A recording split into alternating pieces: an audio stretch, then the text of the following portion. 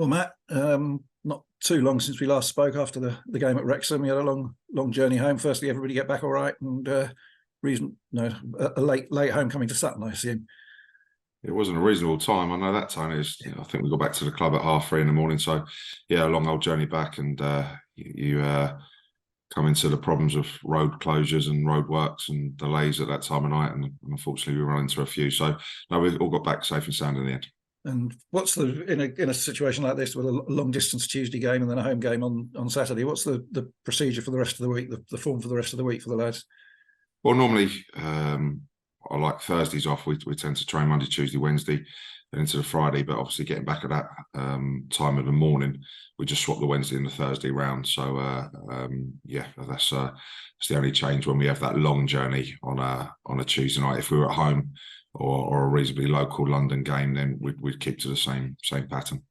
And how was the mood on the way back? I mean, we spoke afterwards, and it was a devastating defeat in some ways, but in other ways, it was a very different defeat from some of those we've suffered this season, and undeserved. And after a good performance, did that slightly lessen the blow, or did it actually make it worse? No, it was a good question. You still lost the game, so the lads are still disappointed. But yeah, like you said, there is ways of losing, and to put in such a good performance and have so many positives and feel a little bit hard done by in the latter stages of the game, and I certainly have done watching it back. And I said to you at the time, I felt really late on there was a blatant throw into us where we'd weathered the storm. They've got an unbelievable squad. They've got the biggest budget in the league. You just look at the players that are on their bench and they're bringing on.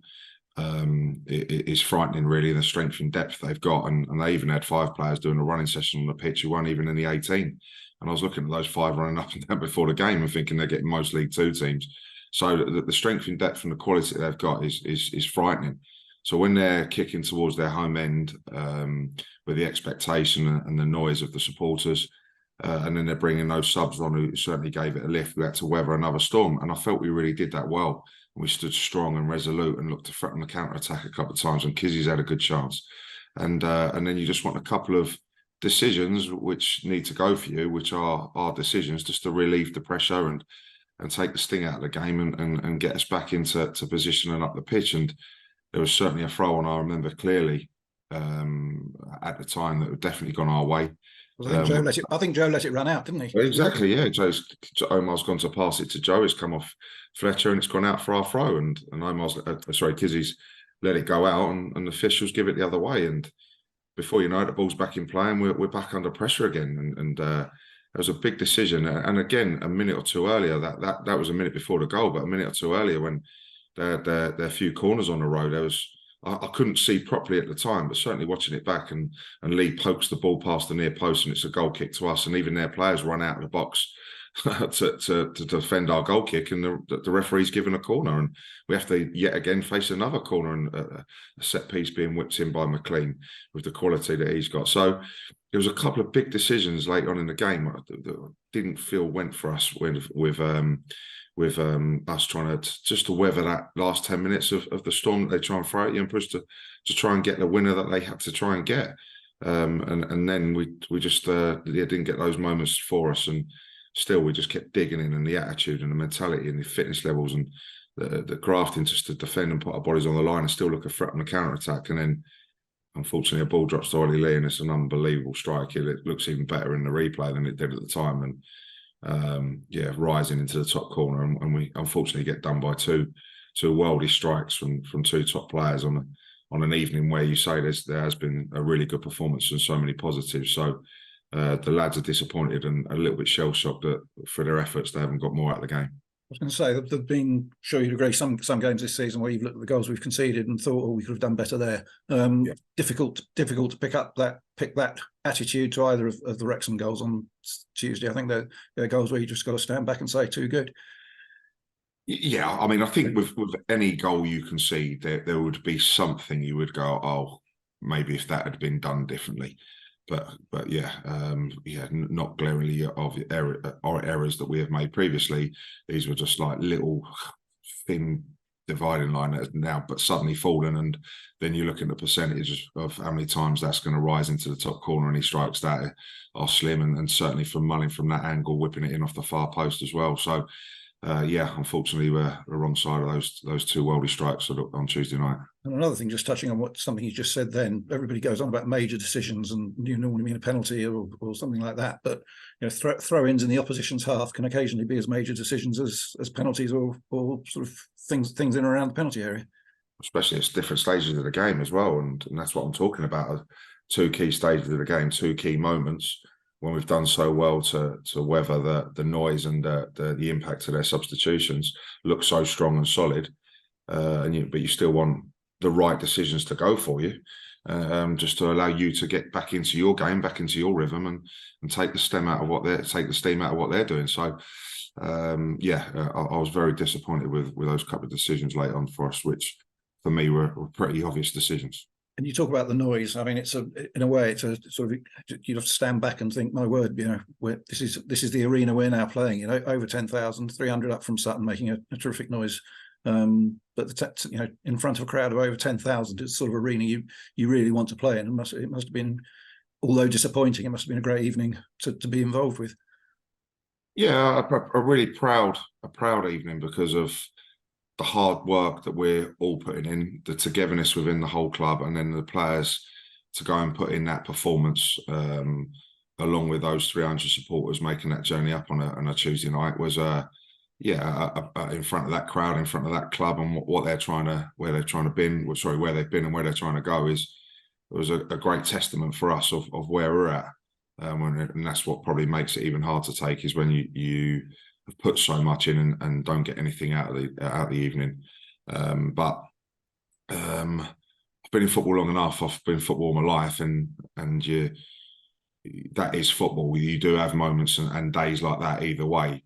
What has been disappointing earlier on in the season is probably the manner and the way we've conceded goals and the defeats we've had, which have been completely uncharacteristic in the 4.5 years that I've been here. So that has probably been more concerning, and working hard to get that right. Now, when you feel you're really close and right in games, and some work that we're doing on the training ground at last is getting into the players, because we've had time to do so. And now the fixtures are thinning out a little bit, less Tuesday night games. And now there's still a real hunger and belief and desire amongst the group of players, that the next result is round the corner, to then build on that and to keep driving forward and get on a little run. And the belief and the desire is as strong as ever to go and do that. And I think most people would say it was a continuation from the Morecambe game as well, although that one went against us as well. The performance in that game, was a big improvement on some that had gone before. So it must be optimistic now going to the home game against Bradford on Saturday, that we can continue that form and possibly get what we deserve at the end of it. Exactly that, because if you keep performing like that with your heart and desire and attitude and work ethic that we're showing, then naturally football results will come, of course. So you do need that little bit of luck as well. Like I've always said, and when we're having good times, we have that little bit of luck and that rub of the green, which any team needs. So we get that little bit of rub of the green and luck with a few decisions and a few balls dropping to us, and a few worldy efforts maybe from the opposition just sailing over, and one or two from us just sailing in. And Aidan O'Brien has a great volley, 18 yards out, in the first half, just goes past the post. Omar has a volley as well, just goes past second half, so half volley. So there's certain key moments in the game. Just tide turns on us, not so much on the opposition, but certainly officials' decisions backing that up as well would be nice and handy as well. And from one big club on Tuesday night, another big club on Saturday. This time coming to us, Bradford, who probably haven't, like ourselves, probably haven't had the start of the season that they would have wanted. But it's always a tough game against a big club. As you say, one of the biggest clubs in the division, the biggest home support in the division. Mark Hughes just leaving his job recently, still yet to appoint a manager. I don't know if they'll have a permanent one in before the weekend, but Kevin McDonald has done well since taking over as caretaker. So again, you just look at their squad and the experience and the players they've got. We're going to be in for a really tough game, but we just keep building these last two performances, and exactly what you've just said there. If keeping those performances with the heart and desire we've got, then on our day we're going to be a match and can get results off anyone in this division. it may be a difficult question, but if a club comes to us sort of without a permanent manager, does that make it easier or more difficult to prepare for the game in your view, or doesn't it really make much difference? I think if it was his, say first game caretaker, you would be a little bit more unsure of what exactly is going to happen, system style changes. But seeing he's had numerous games now in charge, you're getting a little bit of a feel for what he's continued to do. Really, not a lot of changes from when Mark Hughes was manager, but he's managed to get a few good results. So not any drastic changes, but certainly some tweaks. Which we've been looking at and studying, and what would change that probably would be between now and 3 o'clock on Saturday, and then you're back into the unknown a little bit of exactly what to expect. So we'll see what happens there. But as I say, I can't control that, and I can't control what they're doing or who they're going to appoint. All I can control is keep building on what we're doing and the positive signs that we're showing as a team. From our point of view, no fresh injury worries coming back from Tuesday. Just for those that missed it in the interview after the game, just explain that Sam Hart's going to be out for a while. Yeah, unfortunately, Sam broke his wrist in the first half, and fair play to him and credit to him to continue playing through the pain there. When he said he was in pain, running around for 3/4 of the game on Saturday, but it turns out he has broken his wrist. He has had an operation on Tuesday. And we thought maybe up to 6 to 8 weeks before he could do contact again. We think that actually might be a little bit sooner than that. So we'll wait and see. Obviously, it's early days from the operation. He's had the pin in. He's in a cast at the moment. He gets moved into a splint within 7 days. So we'll just see when see further x-rays and seeing a specialist exactly when he can return to contact, and with it being a wrist injury after a week, and can still continue to run and do his running sessions. Just can't obviously go near a football or anybody else at the moment until give him the all clear. But we can hopefully try and keep his fitness up and his running up. So when he's allowed to then join back into contact, then hopefully he won't be too far away. And it's been such a shame with Sam because he's obviously got injured in pre-season and missed a large part of the start. And he was really getting into his rhythm after playing quite a few games in a row, and was looking fitter and stronger and putting some really top performances in. So that was a big blow for us to unfortunately lose him as well, which has added to quite a few disappointing injury list. Again, out of our control, really, that have been injuries that we can't really do a lot about, and it's the nature of football. But Lewis John and Rob Milsom, and particularly in the position of sort of situation with Sam, good to see Rob Milsom now back fit and playing on Tuesday, and Louis John involved as well. So the short-term injuries seem to be clearing up, just the long-term ones now. Yeah, just the East Scott Casamu with his broken leg, and now Harty with his broken wrist. So yeah, just more the long-term ones. Dominic Gate's been really doing well back in training, and is not far away from featuring at all.